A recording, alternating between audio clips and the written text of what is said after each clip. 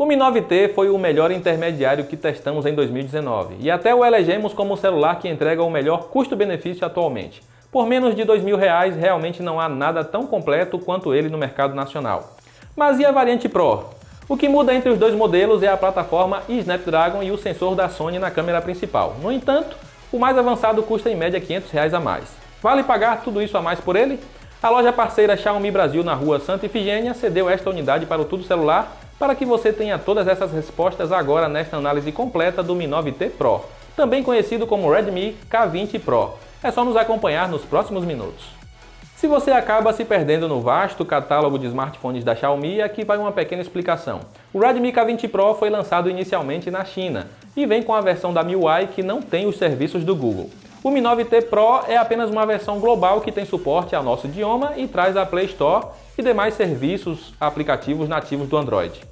O desempenho e bateria tendem a mudar um pouco diante da diferença na otimização do software, mas independente de qual versão você comprar, terá o mesmo celular feito em metal com traseira em vidro. Disponível em 3 opções de cores, preto, azul e vermelho. Por fora, o Mi 9T e Mi 9 Pro são idênticos. Você tem um celular com ótimo aproveitamento frontal, tela grande com bordas finas e câmera frontal no estilo pop-up. A qualidade de construção é ótima, no mesmo nível dos flagships da marca. Poderíamos dizer que o 9T Pro é o sucessor espiritual do Pocophone F1, um intermediário da Xiaomi com hardware de top de linha que fez bastante sucesso entre os brasileiros. Podemos esperar que este aqui repita o mesmo feito. Se você busca um celular com qualidade premium e Snapdragon 855 acessível, este talvez seja o melhor candidato. O vidro utilizado para cobrir a frontal e a traseira não é o mais recente Gorilla Glass 6, presente em smartphones mais caros, mas a quinta geração ainda entrega ótima proteção contra riscos. Os pontos que podem decepcionar são a falta de alto-falantes estéreo e slot para microSD.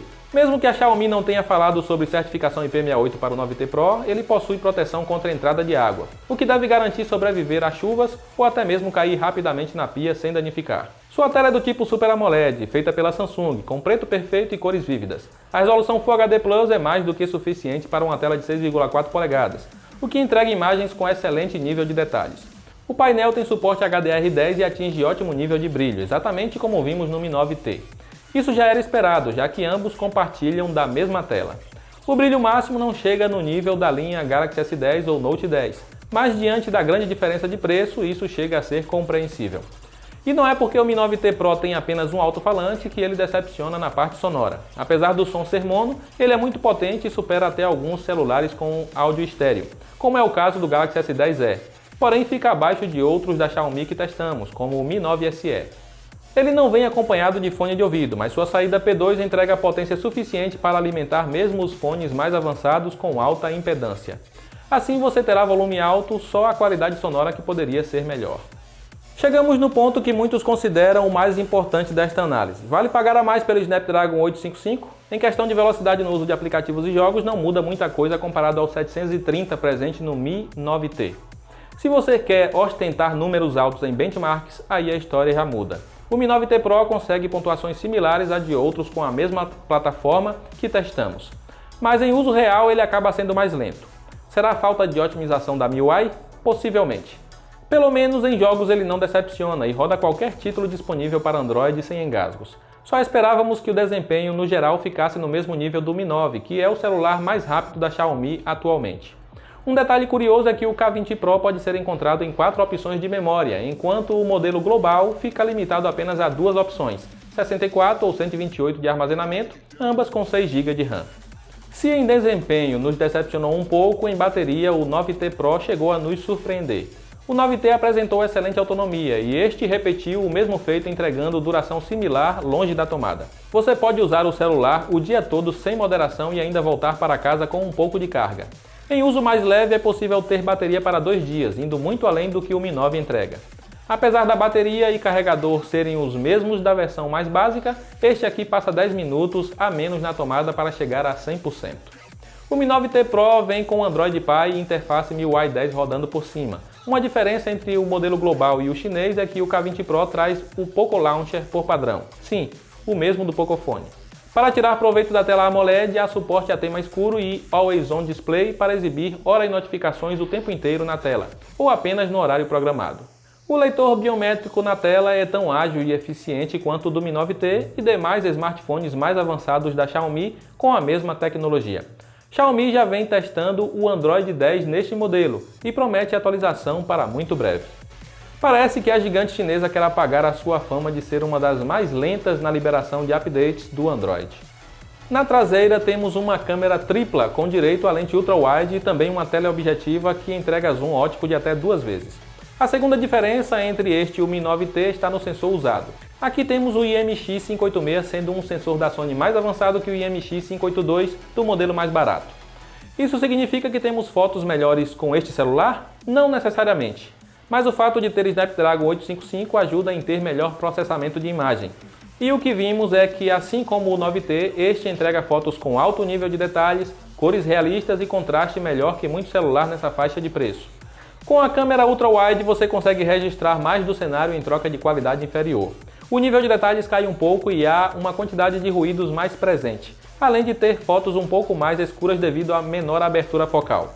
A teleobjetiva também sofre do mesmo mal. Se você quiser aproximar objetos sem ter a perda de qualidade do zoom digital, terá que ficar limitado a locais bem iluminados para não sofrer com excesso de ruídos. Para fotos noturnas, o Mi 9T Pro manda bem. Temos fotos mais claras e com menos granulado que o modelo mais barato.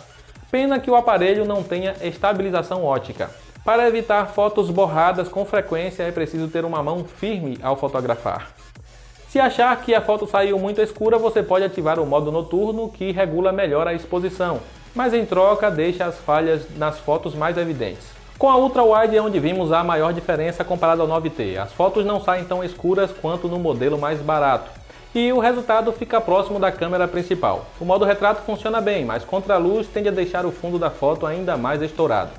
Há alguns efeitos que podem ser aplicados, além de poder escolher a intensidade do desfoque. A câmera frontal registra boas selfies com alto nível de detalhes e cores bem balanceadas. A qualidade aqui é idêntica à do outro modelo. Outra vantagem do sensor mais potente da Sony está na captura de vídeos. O 9T Pro consegue gravar em 4K 60 fps, enquanto o 9T ficava limitado a apenas 30 fps. A qualidade dos vídeos é muito boa, com alto nível de detalhes, contraste sem exagero e baixo ruído. A ultra-wide fica limitada a 30 fps em 4K e apresenta menos detalhes em troca de registrar muito mais dos cenários. Já se quiser usar o zoom ótico ao filmar, ficará limitado à resolução Full HD. Pelo menos a qualidade é muito boa comparada a outros que testamos.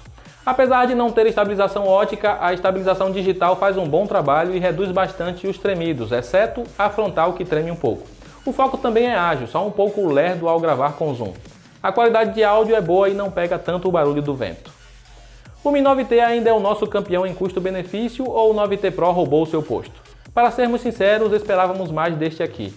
Ele é um pouco mais rápido, tira fotos melhores à noite e grava em 4K 60 fps, mas não vale pagar a diferença no preço. Comparado a outros com Snapdragon 855, ele chega a ser consideravelmente mais lento. Se você quer o celular mais rápido da Xiaomi, vá de Mi 9, que também entrega melhor câmera e pode ser encontrado no Brasil pelo mesmo preço. O top de linha atual da Samsung, mais em conta atualmente, é o Galaxy S10e, que custa em média R$500 a mais. Você leva uma tela com um brilho maior, mesmo nível de desempenho e câmeras capazes de registrar melhores fotos e vídeos. Apenas a bateria que fica devendo para este modelo da Xiaomi. Na mesma faixa de preço há o Galaxy A80, que também oferece o mesmo nível de desempenho. Sua bateria também dura menos e sua câmera giratória não empolga perto do que o Mi 9T Pro entrega. O Mi 9T Pro é um modelo perdido entre o intermediário Mi 9T e o top de linha Mi 9. Pelo preço que se paga nele atualmente, não vale a pena. Se você busca um celular com Snapdragon 855, a melhor opção é o Mi 9. Mas se quer o melhor custo-benefício, economize e vá de Mi 9T. No geral, ele é um ótimo celular com um preço salgado. Isso pode mudar nas próximas semanas, quando o seu valor começar a se estabilizar depois de passar a euforia pela novidade. Mas para valer a pena, ele deve custar menos de R$2.000. De qualquer forma, no link da descrição você encontra as melhores ofertas para o Mi 9T Pro e também para todos os demais aparelhos citados nesta análise. Eu vou ficando por aqui, mas deixo uma pergunta no ar. Você concorda com o Tudo Celular de que o Mi 9T é o melhor smartphone em custo-benefício de 2019? Estou curioso para ver as respostas. Nos vemos nos próximos vídeos, um grande abraço e até lá!